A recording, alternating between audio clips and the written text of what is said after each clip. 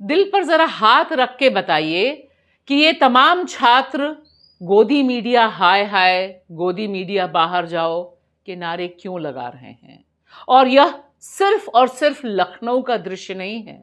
इससे पहले जहां पर भी प्रोटेस्ट होता है, चाहे देश की राजधानी दिल्ली में हो या फिर कहीं और, सबसे ज्यादा गुस्सा चढ़ता है गोदी मीडिया पर।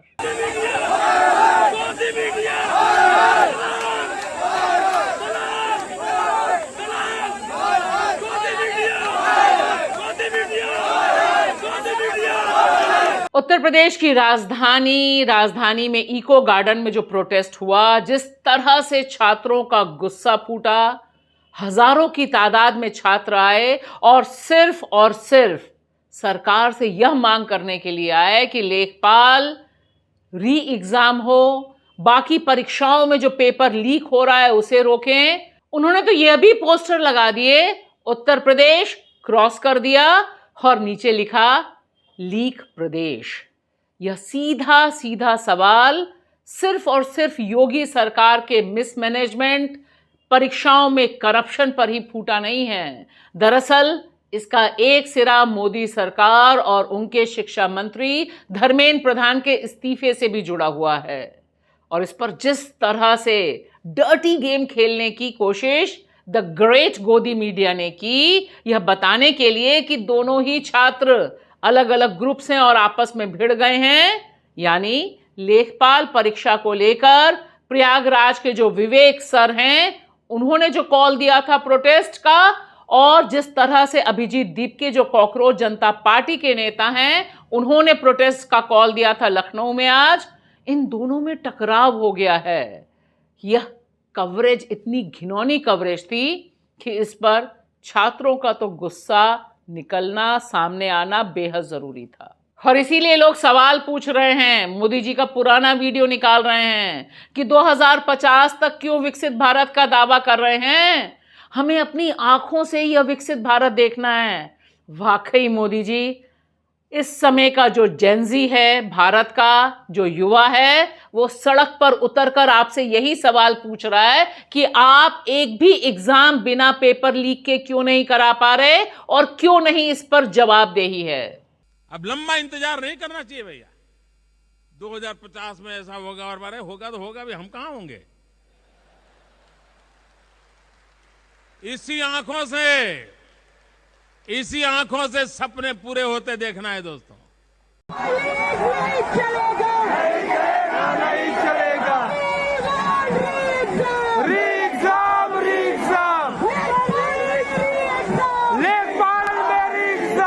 नमस्कार दोस्तों, मैं आपकी दोस्त भाषा, आप देख रहे हैं बेबाक भाषा पे हमारा 2 कार्यक्रम। आज का कार्यक्रम युवाओं के जमीन पर उमड़े गुस्से के नाम पर है। लखनऊ का इको पार्क, एक ऐसा पार्क जहां पर आम जनता प्रोटेस्ट को सुनने देखने नहीं पहुंचती, वहां हजारों की तादाद में युवा चिलचिलाती हुई गर्मी में पहुंचे हुए थे। और आप जानते ही हैं उनकी मांग क्या थी। यह 2 अलग अलग मांगें, दोनों का कनेक्शन एग्जाम और देश की जो शिक्षा व्यवस्था का बंटाढार किया है इससे था। एक तरफ वे छात्र थे जो लेखपाल भर्ती में जिस तरह का घोटाला हुआ उसके री एग्जाम की बात कर रहे थे, यानी पुनः एग्जाम कराने की मांग पर लंबे समय से आंदोलन कर रहे हैं। और उनके नेता विवेक सर थे, जिन्हें इलाहाबाद में पहले पुलिस ने हाउस अरेस्ट पे रखा, बाद में आने दिया इको गार्डन में। और दूसरा बड़ा चेहरा थे अभिजीत दीपके, यानी कॉकरोच जनता पार्टी, जिन्होंने अनाउंस किया था कि 12 तारीख को लखनऊ के इको गार्डन में प्रोटेस्ट होगा और मांग सिर्फ और सिर्फ होगी कि पेपर लीक के जिम्मेदार शिक्षा मंत्री धर्मेंद्र प्रधान इस्तीफा दें। और यहाँ पहुंच के जो उन्होंने ऐलान किया वह भी काफी इंपॉर्टेंट है। यहाँ पर जितने सारे स्टूडेंट्स हैं, जितने सारे टीचर्स हैं जो यहाँ आंदोलन करने आए, उनका साथ देने आया हूँ, उनका समर्थन करने आया हूँ। हमारी ये मांग है, सारे छात्रों की ये मांग है कि यूपी का जो लेखपाल एग्जाम है उसका फिर से री एग्जामिनेशन होना चाहिए और यूपीएससी एग्जाम में जो धांधली हुई है उसको भी ठीक करना चाहिए तुरंत। और इसके अलावा पूरे देश भर में हम देख रहे हैं ऐसा कोई एक एग्जाम बचा नहीं है जिसका पेपर लीक नहीं हो रहा है। सरकार से सवाल करने से डरता नहीं है। हमें ये आंदोलन जारी रखना है। कौन कौन ये आंदोलन जारी रखेगा, हाथ खड़े करके बता दें। सारे लोग ये आंदोलन जारी रखेंगे, कोई पीछे तो नहीं हटेगा। अगर जेल जाने की जरूरत पड़ी सबसे पहले मैं जेल जाऊंगा, कोई पीछे नहीं हटेगा। जिस तरह से गोदी मीडिया पर गुस्सा आ रहा है लोगों को, उसे बहुत अच्छे से एक्सप्लेन आयशा की लीडर नेहा ने किया है। इको गार्डन में ना अंदर जाने से और ना वहां पे प्रदर्शन करने से किसी को रोका जा रहा है। ये जो झूठ गोदी मीडिया द्वारा फैलाया जा रहा था कि आज के 12 जून के इको गार्डन की प्रोटेस्ट की परमिशन नहीं है, वो आखिरकार झूठ ही निकला। सवाल यहाँ बहुत बड़ा है। सवाल यह है कि मोदी तंत्र में कोई भी ऐसा पेपर नहीं जो लीक ना हुआ हो, और इसके पीछे क्या वजह है, यह वजह जनता इस समय पूछ रही है, जेनजी इस समय पूछ रहे हैं। और ध्यान दीजिएगा, जिस तरह से कॉकरोच जनता पार्टी ने इसे अपना केंद्रीय मुद्दा बनाया है और अनाउंस किया है कि वह देश के अलग अलग जगहों पे प्रोटेस्ट करेगी, और उसके बाद 20 जून को देश की राजधानी दिल्ली में एक बार फिर दावा बोलेगी, उसमें इन 5 मांगों ने बड़े पैमाने पर लोगों का ध्यान आकर्षित किया है। उन्होंने सीधे सीधे बोला है कि हर पेपर लीक की जिम्मेदारी सरकार को उठानी चाहिए और कम से कम 10,000 रुपए प्रति छात्र को देनी चाहिए जो उस पेपर लीक से प्रभावित हुआ है।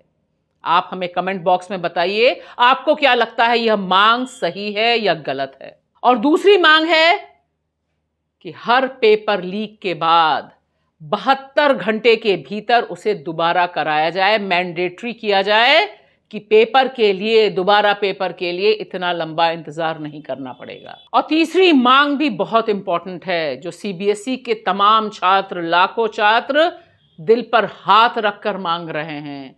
जो एग्जाम पेपर पर लिया जाए उसकी चेकिंग पेपर पर ही हो, ऑनलाइन चेकिंग की कोई जरूरत नहीं है। इस गड़बड़ घोटाले को तुरंत रोका जाए कि जब भी पेपर लीक होता है तो उसमें एज लिमिटेशन जो होती है, उसमें रिलैक्सेशन देना सरकार की जिम्मेदारी और जवाबदेही का हिस्सा होना चाहिए। और 5वीं मांग ऐसी है जिसे सुनकर मोदी सरकार के, तंत्र के और पेपर लीक माफिया के हाथ पैर फूल जाएंगे।